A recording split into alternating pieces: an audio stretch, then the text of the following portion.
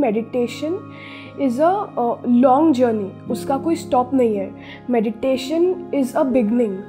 Meditation करने के बाद हमें जो नॉलेज आता है, हम में जो चेंजेस आते हैं, हम इवॉल्व होते रहते हैं। It's a continuous journey of evolution.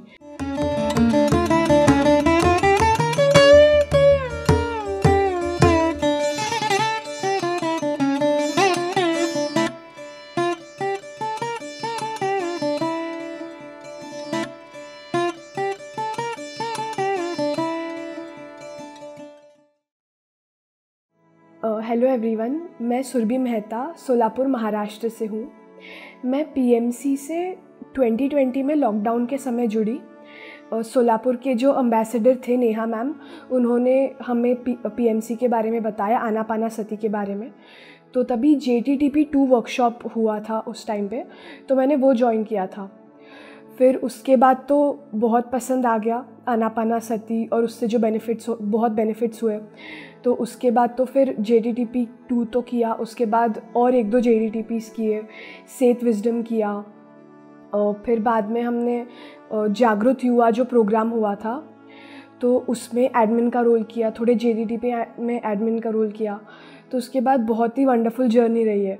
ऐसे बोल सकते हैं कि it has been a wonderful journey of learning and gaining knowledge. अगर एक बात जो मैं बोल सकूँ जो तब से अब तक सेम रही है मेरे थॉट प्रोसेस में, तो वो ये है कि meditation is a long journey, उसका कोई स्टॉप नहीं है। Meditation is a beginning.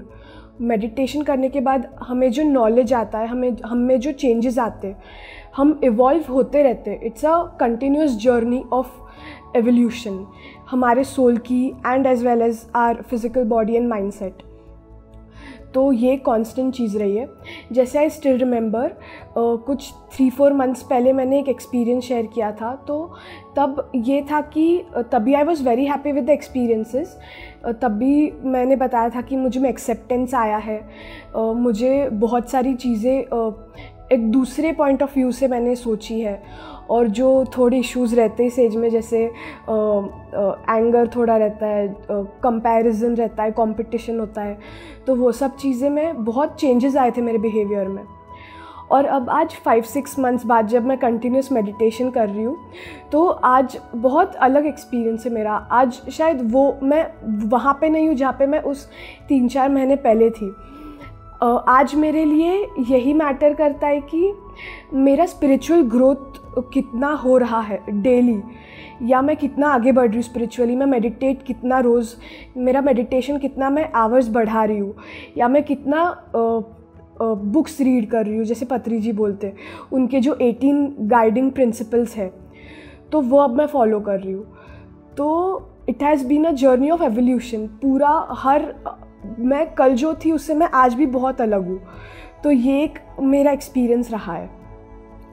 और पहले मैंने जैसे बताया, मैंने थोड़े वर्कशॉप्स किए, वो सारे ऑनलाइन किए थे मैंने।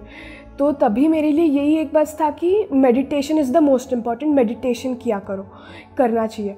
बट अब ऐसा है कि जब मैं वो पत्री जी के जो प्रिंसिपल्स थे वो अभी मैं सीरियसली फॉलो करने लगी हूँ।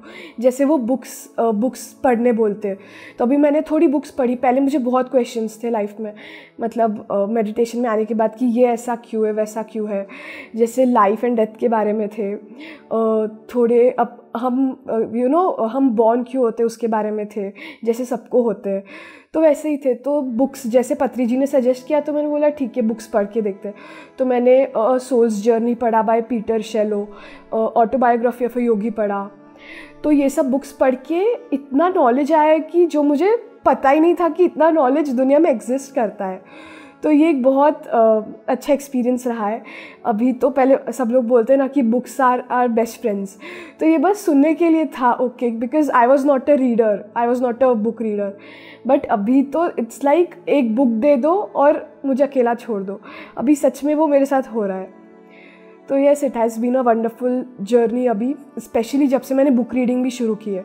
मेडिटेशन तो इम्पॉर्टेंट है ही, उसके साथ साथ बुक रीडिंग और जो सज्जन सांगत्य बोलते हैं, एक्सपीरियंस शेयरिंग या दूसरों का एक्सपीरियंस जानो, ये इससे बहुत बेनिफिट्स होते हैं।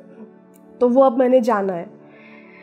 तो ये जो मैंने जो ऑनलाइन कोर्सेज़ किए या कभी क्वेश्चंस भी होते हैं तो मैं जो यूट्यूब चैनल है पीएमसी का वो खोल के जो भी क्वेश्चन है वो डाल देती हूँ, तो उससे रिलेटेड कोई ना कोई वीडियो तो मिल ही जाता है।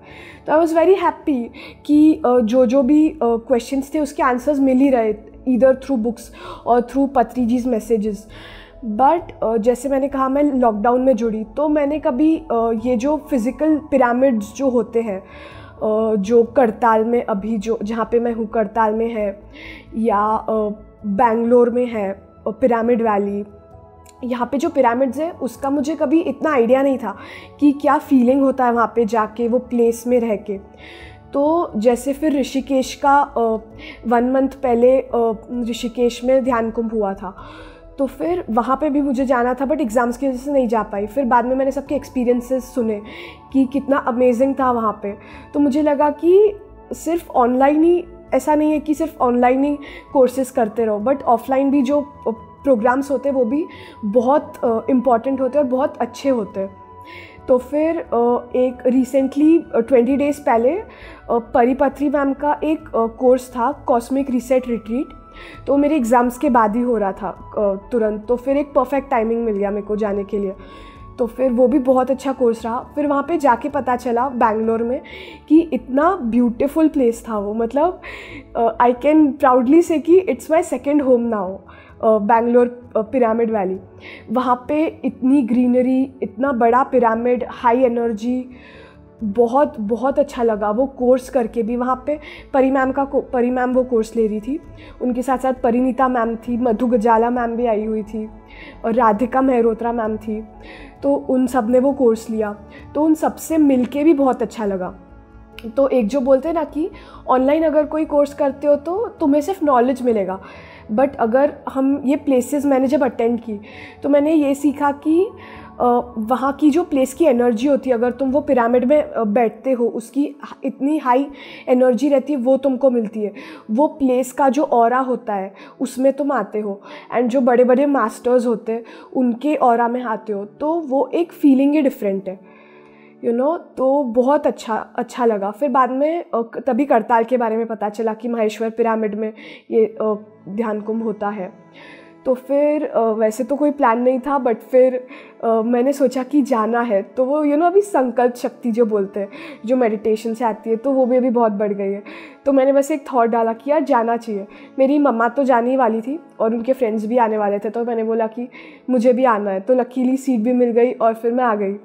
और फिर तो बहुत अमेजिंग एक्सपीरियंस है यहाँ पे भी। यहाँ का भी जो पिरामिड है, जैसे कल पत्री जी ने भी ओपनिंग जो सेरेमनी थी उसमें 3 बार पत्री जी ने बोला कि the pyramid is now ready, the pyramid is now ready. तो जैसे कल दीप्ति मैम से बात हुई तो उन्होंने उसके पीछे का रियल मीनिंग बोला कि पिरामिड तो रेडी ही था, बट उसका मतलब ये है कि अभी जो न्यू एनर्जीज़ है जो अभी आ रहे हैं अर्थ पे, तो वो सब अभी रेडी है इस पिरामिड में। तो मतलब बेसिकली ये है कि यहाँ की एनर्जीज अभी बहुत हाई है। हमें यहाँ पे आके मेडिटेशन करना चाहिए और यहाँ पे रहना चाहिए जितना ज़्यादा हो सके उतना।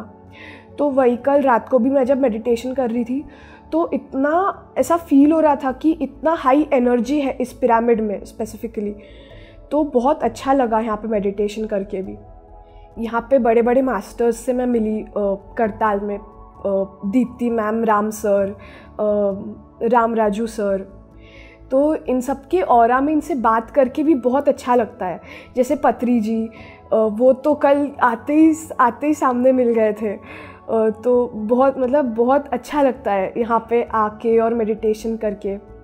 तो अभी की ये जो 1-2 साल की जर्नी रही है, तो उसमें तो एक ही चीज़ सीखी है कि ये पूरा इवोल्यूशन है अपने सोल का।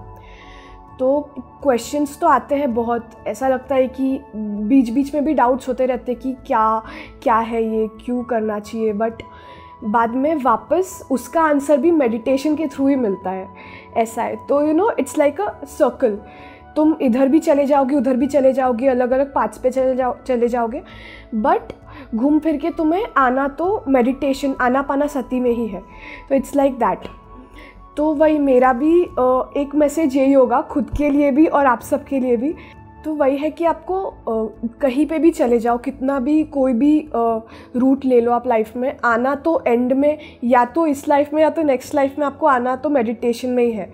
उसी के साथ आपकी रियल जर्नी शुरू होगी। तो ये मेरा मैसेज खुद के लिए भी है और आप सबके लिए भी है कि लाइफ में कितने भी डाउट्स हो, प्रॉब्लम्स हो, वो तो आते ही रहेंगे अगर आपने ह्यूमन बॉडी लिया है, जैसे पत्री जी बोलते हैं। तो बट एंड में meditation is the only answer that is there and that we need. तो यही मेरा आपसे एक रिक्वेस्ट है कि अगर आप मेडिटेशन में पहली बार आए हैं या फिर अभी तक जाना नहीं है मेडिटेशन को, तो फिर आप आइए, आनापानासती एक बार करके देखिए। It's life changing, life transforming. PMC Hindi channel को लाइक, शेयर एंड सब्सक्राइब कीजिए। Thank you so much.